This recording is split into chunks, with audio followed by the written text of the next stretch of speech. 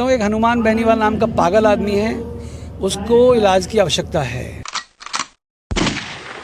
देश में पक्ष विपक्ष पहली बार पाकिस्तान के विरुद्ध जो पहलगाम के मुद्दे पर युद्ध हुआ, उस पर सभी राजनीतिक दल इकट्ठे हुए। मुझे खुशी इस बात की है कि सभी राजनीतिक दल विदेशों में जाकर अपने भारत का पक्ष पाकिस्तान के विरुद्ध रख रहे हैं।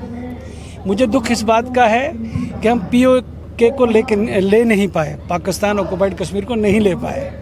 मुझे दुख इस बात का भी है कि मुर्गे की गर्दन हाथ में आगे थी, तोड़ नहीं पाए। लगता है कि मौका था POK को पाने का। मैं समझता हूँ मौके फिर मिलेंगे, क्योंकि ये कुत्ते की दुम सीधी होने वाली नहीं है पाकिस्तान नाम की।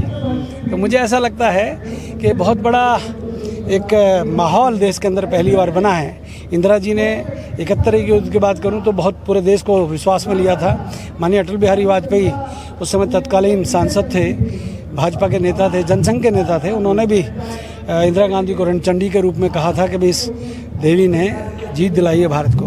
तो निश्चित तौर पर नरेंद्र भाई मोदी ने आज के माहौल में, क्योंकि उस समय का 71 का माहौल और 2025 के माहौल में बहुत अंतर है, और इस समय पाकिस्तान के अंदर घुसकर 100 किलोमीटर जाकर वहाँ के एयर बेसों को जाकर तहस नहस करना, ये बहुत बड़ी दिलेरी का काम है। मैं इतना ही कहूँगा, परंतु दुख इस बात का भी है कि एक तरफ जहाँ पर हमारी बेटी सोफिया कुरैशी देश का पक्ष रख रही थी, रोमिका सिंह, मुझे नहीं पता उनकी क्या जाती है, मुझे नहीं पता सोफिया कुरैशी की क्या जाती है, मुझे पता है कि उनके जिस्म के ऊपर भारतीय सेना की वर्दी थी।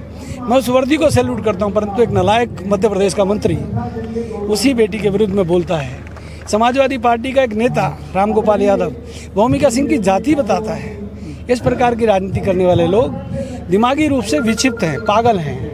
तो मुझे ऐसा लगता है, एक अभी हरियाणा का राज्यसभा का सांसद रामचंद्र जांगड़ा, वो कहता है कि महिलाओं में शौर्य की कमी थी। अरे तुमको जिनने जन्म दिया है, उस जननी से जाके पूछो ना, 9 महीने के बाद तुम्हारे को जब पैदा किया तो कितना बड़ा शौर्य दिखाया।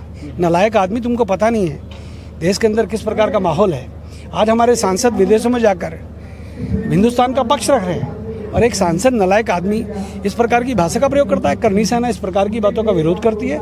मैं इतना कहना चाहता हूँ, जब जब देश पर संकट आता है तो हिंदुस्तान का 140 करोड़ देशवासी, ना वो हिंदू होता, ना मुसलमान, ना सिख, ना ईसाई, वो हिंदुस्तानी होता है। और इस बार इकट्ठा हुआ, परंतु कुछ नालायक लोग। अमू साहब क्या कहते हैं कि लगभग जिस तरीके से बयानबाजी हो रही है, सेना के शौर्य को राजनीति में भुनाया जा रहा है, इसको किस तरीके से देखते हैं? मुझे लगता है कुछ लोगों को राजनीति में ज़्यादा दिलचस्पी, वो जल्दी सत्ता प्राप्ति करना चाहते हैं। जब देश में इस प्रकार का संकट का समय हो तो देश के लोगों को राजनीति नहीं करनी चाहिए, किसी भी राजनीतिक दल को। मैं मानता हूँ, दुख की बात है कि राहुल गांधी बेचारे दिमागी रूप से पूरे परिपक्व नहीं है।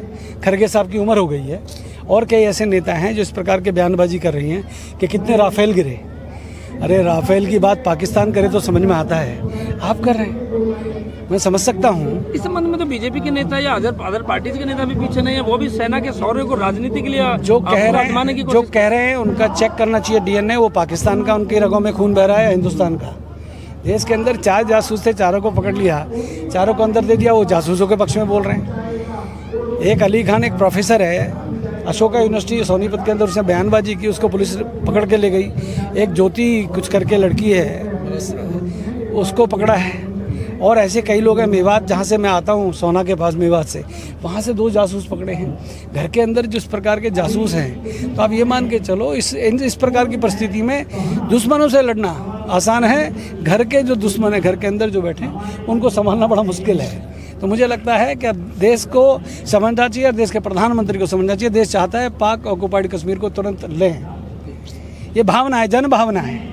इस जन भावना का सम्मान करना चाहिए देश के प्रधानमंत्री। आप क्षत्रिय समाज के कार्यक्रम में पहुंचे हैं, एक सवाल बहुत जरूरी बन जाता है। किसने कहा है क्षत्रियों का कार्यक्रम में? महाराणा प्रताप नहीं रखो, ठीक है।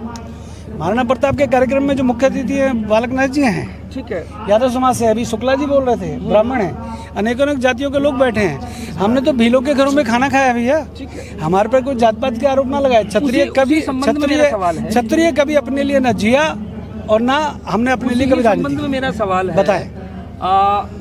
पूर्व मंत्री राजस्थान राजेंद्र गुढ़ा का एक बयान बहुत वायरल हो रहा है कि राजस्थान की डिप्टी CM के फूफा जी लगते थे औरंगजेब, क्योंकि उन्होंने रिश्तेदारी बताई है। उस संबंध में क्या कहें? मैंने नहीं सुना। मैं एक बात जानता हूँ, एक हनुमान बेनीवाल नाम का पागल आदमी है, उसको इलाज की आवश्यकता है। हनुमान बेनीवाल को अपने असली बाप का पता करना चाहिए और उसके असली बाप का नाम उसकी माँ बता सकती है। इस बात को वायरल करो। हनुमान बेनीवाल एक सांसद के रूप में कलंक है राजस्थान के अंदर। वो जिस जात के ऊपर, जिस कौम के ऊपर आवाज़ उठा रहा है, उसी कौम के पैर दबा दबा कर वो संसद में पहुंचा। उन्हीं से मिलता जुलता बयान राजेंद्र गुढ़ा का। मैं आपसे क्या कह रहा हूँ, मैंने नहीं सुना, सुनूंगा तो जरूर आपको इस बात का पक्ष अपना रखूंगा। Thank you sir. ठीक अच्छा।